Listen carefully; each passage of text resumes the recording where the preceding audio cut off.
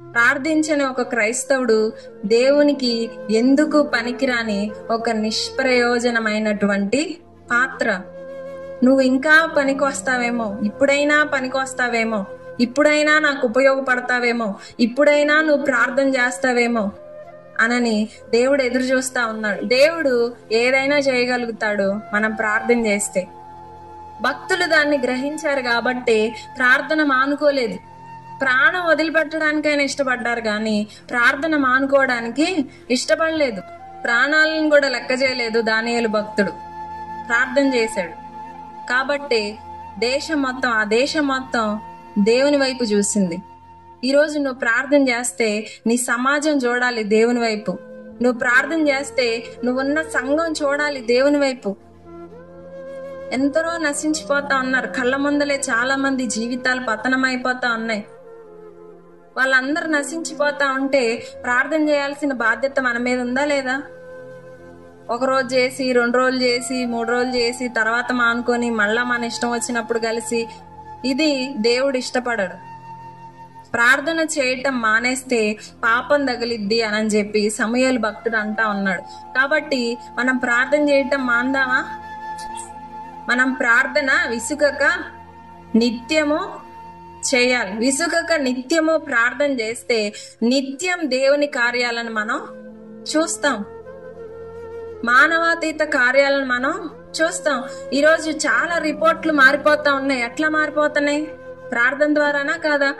ఎంతో మంది క్యాన్సర్ ఉంది అన్న రిపోర్టు, క్యాన్సర్ లేదు అన్న రిపోర్ట్లు పట్టుకొని సాక్ష్యం ఇస్తా ఉన్నారు. ఎంతో మంది హెచ్ఐవి ఉంది అన్న రిపోర్టు, హెచ్ఐవి లేదు అన్న రిపోర్ట్లు పట్టుకొని సాక్ష్యం ఇస్తా ఉన్నారు. కడుపులో గడ్డలున్నాయని రిపోర్టు, కడుపులో గడ్డల్ని దేవుడు తీసేశాడు అనేటువంటి రిపోర్ట్లను పట్టుకొని సాక్ష్యం ఇస్తా ఉన్నారు. దేవునికి స్తోత్రం, హల్లెలూయా.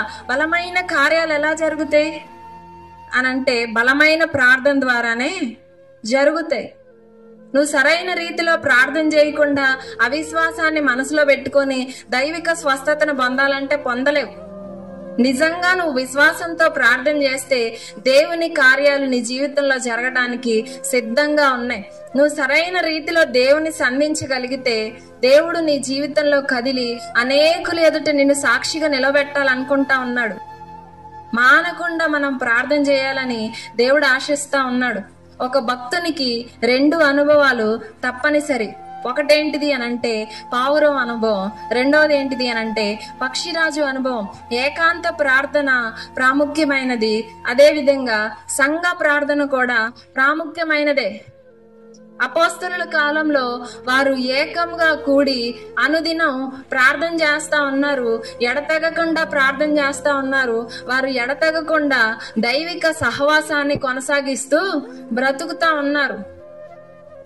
ఈరోజు మనం కూడా సమాజంగా కూడి ప్రార్థన చేయటం మానకూడదు. రోజు ప్రార్థన చేస్తున్నారు, కొంతమంది నమ్మకంగా ప్రార్థన చేస్తా ఉన్నారు, కొంతమంది బాధ్యతను పక్కన పెట్టి సృష్టికర్త యొక్క బాధ్యతను నిర్లక్ష్యం చేసి, సృష్టికర్త యొక్క బాధ్యతను పక్కన పెట్టి సొంత కార్యాల కొరకు పరిగెడతా శాశ్వతమైన దాన్ని పక్కకు నెట్టి అశాశ్వతమైన దాన్ని పొందుకోవాలని పరిగెత్తి పరిగెత్తి పరిగెత్తి పరిగెత్తి చివరికి వెనక్కి తిరిగి చూసుకుంటే అంతా శూన్యమే గాని ఏది మన కొరకు మిగలదు. భక్తుడైన కొర్నేలు యొక్క ప్రార్థనలు జీవ గ్రంథంలో వ్రాయబడినట్లుగా మనం బైబిల్ గ్రంథంలో చూస్తాం. దేవునికి స్తోత్రం, హల్లెలూయా. ఆయన చేసిన ధర్మకార్యాలు, ఆయన ప్రార్థనలు, విజ్ఞాపనలు దేవుని యొక్క జీవ గ్రంథంలో లిఖితమైనట్టుగా మనం అపోస్తలుల కార్యంలో చూస్తాం. అపోస్తలుల కార్యం 10వ అధ్యాయం 4వ వచనంలో కొర్నేలు భక్తుని గురించి ఉంటది. ఆయన ప్రార్థనలు జీవ గ్రంథంలో ఉన్నాయి. మన ప్రార్థనలు ఎక్కడికి చేరుతున్నాయి? దేవుని సన్నిధికి చేరుతున్నాయి అని చెప్పి బైబిల్ గ్రంథం సాక్ష్యం ఇస్తా ఉంది. అదే రీతిగా మలాకీ పత్రిక 3వ అధ్యాయము 16వ వచనం.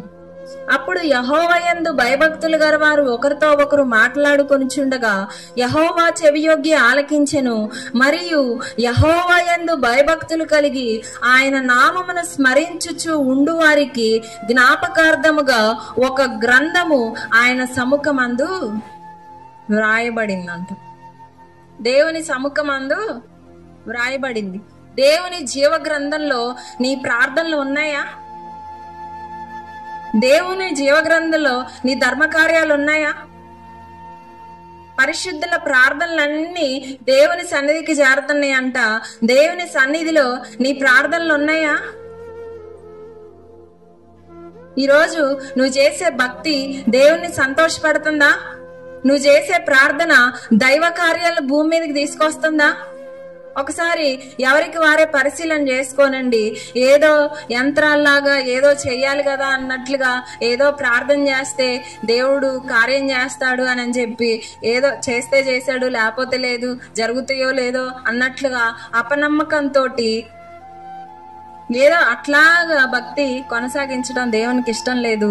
నీ ద్వారా దేవుడు బలమైన కార్యాలు చేయాలనుకుంటున్నాడు కాబట్టి కొందరు మానుకోనినట్టుగా నువ్వు మానుకోకూడదని దేవుడు ఆశపడతా ఉన్నాడు. కొందరు మానుకున్నారు, కొందరు దేవుని ఎదుట తీర్మానం చేసి మానుకున్నారు, కొందరు దేవునికి మాటిచ్చి మానుకున్నారు. ప్రభువా నీ కొరకు నేను ఉన్నానయ్యా అని తీర్మానం చేసి కొందరు మానుకున్నారు. సంఘంలో ఎంతో మంది ఉండొచ్చు, కొందరు మానేశారు ప్రార్థన చేయటం. మొదట్లో నేను ప్రార్థన చేస్తాను ప్రభువా నేనున్నాను అని ముందుకొచ్చారు, ఈరోజు మానేశారు.